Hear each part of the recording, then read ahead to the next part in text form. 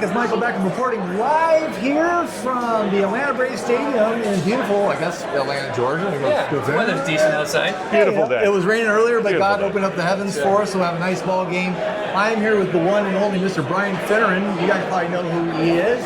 Famous from the Falcons. Seahawks, too, I believe you played? Brief stint with the Seahawks. I got cut after training camp, so it doesn't really even count. They're lost. That's right. My brother lives in Seattle. Suck it, Eric. Yeah. Sorry, you Enjoy should the have had rain. it. Yeah. And then I had 5 weeks in Philadelphia with the Eagles, where I also got cut by Andy Reid and company. So, listen, that's I think life in general. You bounce around and people tell you can't do it. And next thing you know, you're in Atlanta on the Falcons for 11 years. But isn't that the best thing ever, Brian? When somebody says, "Yeah, you can't do it." No question. I hold my think it beer, happens, right? Yeah, exactly. It happens in business all the time, right?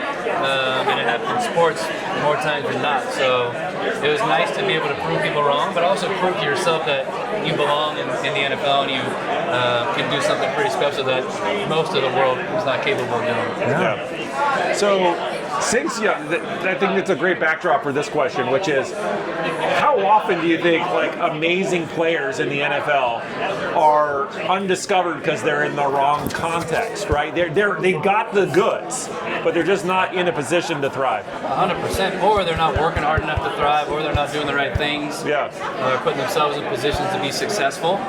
Whether it's working out in the off season or staying out of trouble. I think it happens a lot.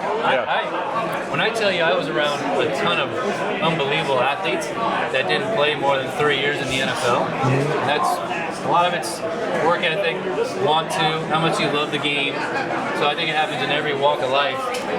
We're all talented and gifted at something, and a lot of guys you're talking about, like the studs you see, and you wonder why they didn't make it.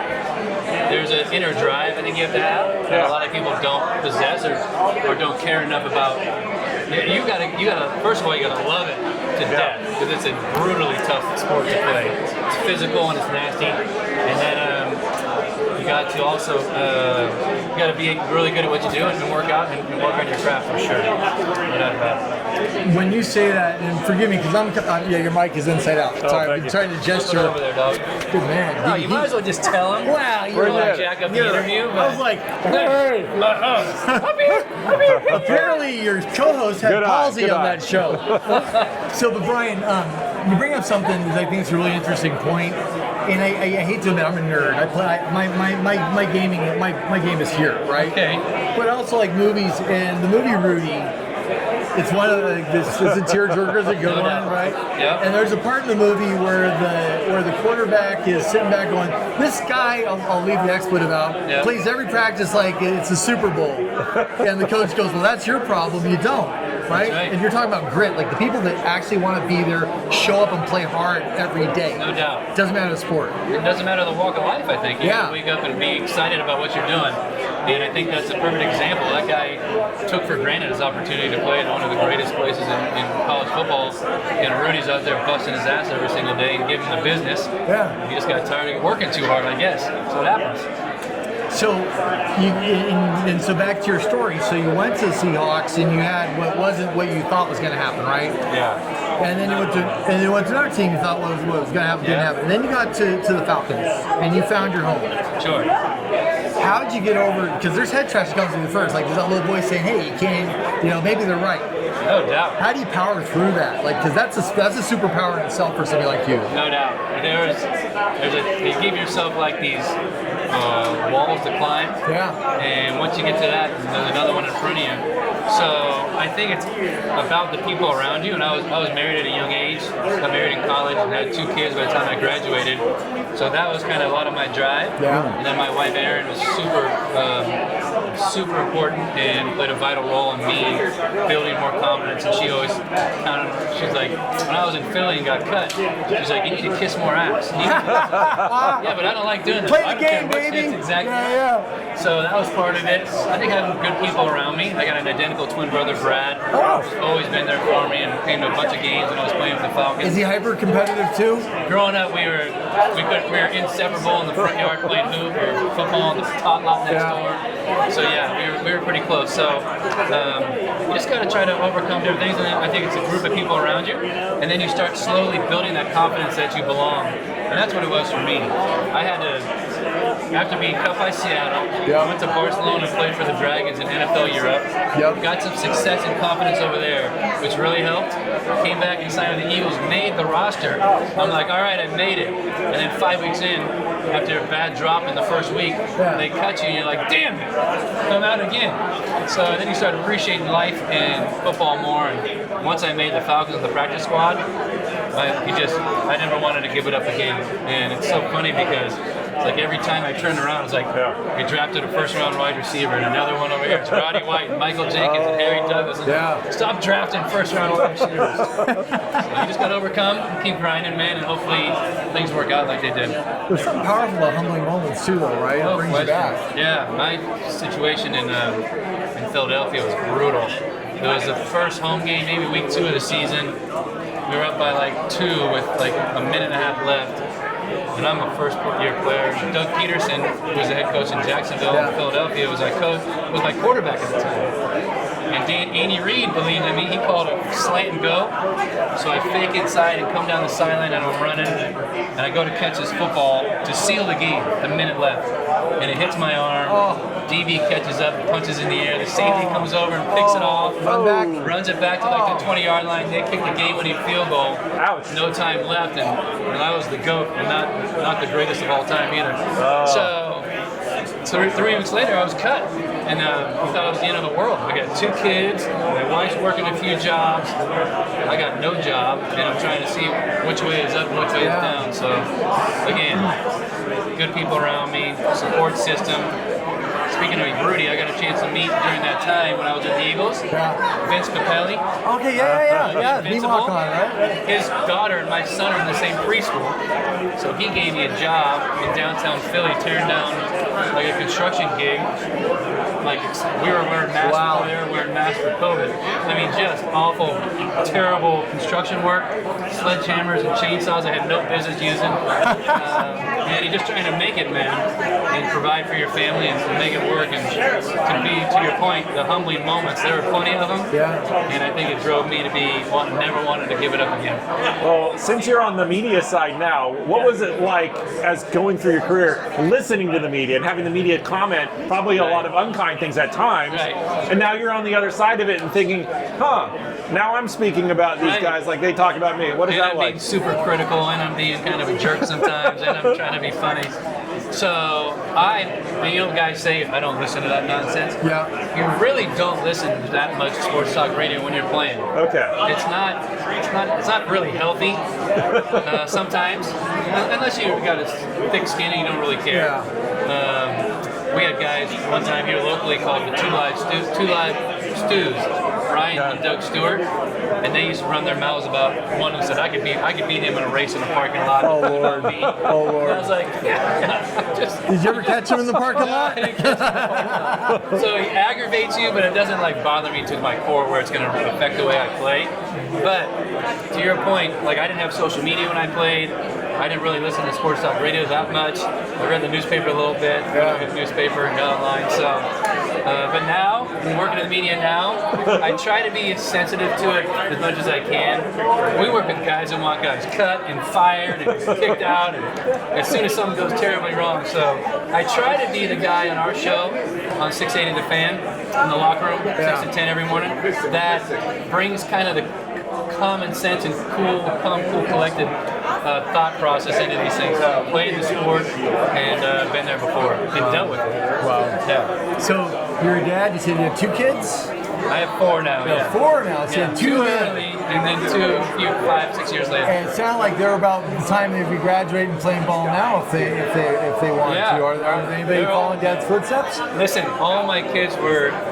My daughter was probably my better athlete. She played soccer in college. She's done. She played at the University of North Georgia, the Nighthawks. You guys got to call me Nighthawk the rest of the show here. And then all 3 of my boys were like 5 feet tall and 95 pounds soaking wet when they got to high school. And I don't know how familiar you are with Georgia and the athletes they put out, but it's that's big just not compute as far as trying to play football, which they all did.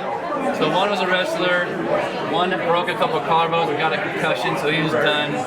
Another one played volleyball and did drama, so they're very eclectic and did different things. So, but it just, and listen, even if they were huge and great athletes, there's the mindset these parents have these days, going on my soapbox now, just to put these kids in travel ball at 7, 8, 9 years old and travel all over the country and spend all this money, let them enjoy seasoned sports, like play soccer, play baseball, play basketball, and then when they're like 9 or 10 and they've grown a little bit, play a little football. Start with flag for a couple years, then grow into tackle, but to be so specialized at such a young age, what do you think your kid's going to do? That can't be fun for them either. Yeah, they go. They're probably gonna want to get out of there. Yeah, There's probably data to show that doesn't work as well. I mean, some of them work out, but yeah, you're right. I mean, plus, so few guys go on to play at a high level. Yeah. Even in college, let them enjoy their youth and play the sports they like. And then when they're like 10, 11, 12, if they really figure out that they're great at this or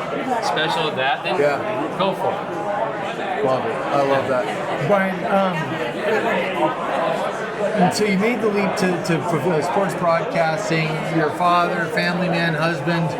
Are there any altruistic or charitable work that you do, the things you want to shine light on that people should know about? Sure. We, Erin and I, my wife, we're heavily involved in Children's Healthcare of Atlanta. Okay. CHOA. They do a great job here locally. Arthur Blank just built a brand new hospital right off I-85, which is spectacular. So any chance we get an opportunity to work and do stuff in conjunction with Children's Healthcare of Atlanta, we jump at the opportunity, which is a lot. The Atlanta Braves Foundation does some wonderful stuff in the city as well. Arthur M. Blank Family Foundation is spectacular in the community outreach that they have going on. So we used to be involved with some stuff specifically. One was called Breast Friends. It's a breast cancer support system. 24-hour, 24/7, round-the-clock phone service and transportation deal where you're dealing with breast cancer and you needed anything. What am I dealing with next? What should I look forward to here? So we did that for a long time. It's since dissipated, but we gave our funds to another company, another organization called the Eric Beverly Foundation. Does a very similar stuff. I played with him. His wife is like a 2 or 3 time survivor of breast cancer. So little things like that. Early on in my career at Villanova at the Falcons, I got involved with Safe Kids. Just got helmet awareness program. I have a brother-in-law who spent a lot of time in a hospital after a brain injury riding a skateboard back from work down in Dana Point, California. Ended up taking his own life about a decade after he had the injury, and he was just never the same. So very important that my wife and our family make sure all our kids and grandkids and friends and family make sure that we know how important it is to, with helmet safety, how to wear them, when to wear them, and make it happen. Now I may look like an idiot, but did you win the Walter Payton Award? Yeah, you don't look like an idiot. Okay. So the Walter Payton Award, I won 2 of them, which is kind of neat. So the NFL has one. The NFL, every team in the NFL has the Walter Payton Award to go to their Man of the Year for charitable work off the field and also positive work on the field. So I won that in 2009 for the Falcons. And then back in 1997, I was the very first wide receiver to win the Walter Payton Award out of college, which is it's kind of like the Heisman Trophy for 1AA football. So I was the first wide receiver to ever win it my senior year at Villanova, and I had an unbelievable team around me. My twin brother played with me at Villanova. Our quarterback was Chris Bowden, and I had like 96 catches, 19 touchdowns, and 1,400 yards. It was just we were number 1 in the country, so we had a good season. So I got 2 Walter Payton Awards. So I always say, whenever you can be talked about in the same room or sentence as Walter Payton, however you can get it, I think it's a good thing. What's important to you about the future of sports in this country? It's a good question. The future of sports, the entertainment factor's got to be there. I am amazed at the salary cap, the TV deals, the basketball contracts that are getting out there. Guys are going to be making $60 million a year. Basketball is the one that drives me a little nuts. A little biased playing football, but I do love basketball. It's my favorite sport. I was a huge Celtics fan growing up. My dad's from Boston. And because you're not getting beat up? Not as much. No. So I just get back to your roots, maybe, because it's hard. It's hard to be. You just saw Derek Carr for the New Orleans Saints retire and really walk away from $30 million. But I was thinking to myself, he's made $190 million in his career, so maybe it's easier to do. We've had guys that have played here that haven't loved the game. Like I would like them to love the game. Like Vic Beasley is a guy. Never really. He had one huge year. He had 15 and a half sacks, but nothing really to show for it. After that, people questioned his love for the game. So I don't know. I think the future is bright. It's amazing what we just saw Rory McIlroy do in golf, which we may not see again in a long time. What we watch them every weekend in college and pro football. I just think the biggest thing for me, college football is becoming an absolute disaster. Along with the NIL deal, too much money, paying these athletes. They're just getting. It's just like free agency, year after year after year. You can go here, then you can go there. There's no accountability. And nobody thinks, like I was forever indebted to Villanova University for giving me a full scholarship, $40,000, $50,000 a year, room and board, mentoring, the best teachers, the classes you wanted, all the equipment I needed for football, gloves and shirts and shorts. I mean, we wanted for nothing. And now everybody whined long enough and the TV deals got big enough where the money needed to be dispersed somewhere else. I just don't necessarily like where it's going. So I guess my biggest problem with sports right now is college and the college ranks and the fact that it's become very much professionalized. It feels like it almost may impede the coach's ability to coach when they're already money players at that point. You got guys, rumor had it, I'm sorry I don't know the kid's name, DJ U, we'll call him, was getting ready to go to the playoffs last year. And there's rumors that he was talking about not playing unless he got extra coins playing a playoff game. So little things like that are going to start popping up, to your point. And I think it takes away from the love of the game, and who knows? The whole reason amateur sports is amateur sports, Exactly. That's no longer, dude. No longer. Well, Brian, I know there's a whole lot of people here who want to talk to you. I think I'm going to do the same thing I just did with you guys. So if you guys can go home. Just stick around and listen to the speech. He's just going to keep us here and kick us out and take the pod now. Brian, thank you so much, man. No, absolutely awesome. Thank you guys. And so for your charitable cause, what's the website? I want to make sure people can find it and get stuff to it. You can follow me on at BFin86 on social media spots, and then all the other stuff we do. I don't necessarily have a website for it, but Choa does a great job. And then 680thefan.com is where you can find a lot of my stuff with the radio show and stuff we do outside of it as well. Fantastic. I appreciate you giving me the platform. Oh, absolutely. Everybody, this has been Brian Finneran, Michael Beck, Chad Horn, Tank GTM. Thanks for tuning in, and we'll see you again in a few minutes.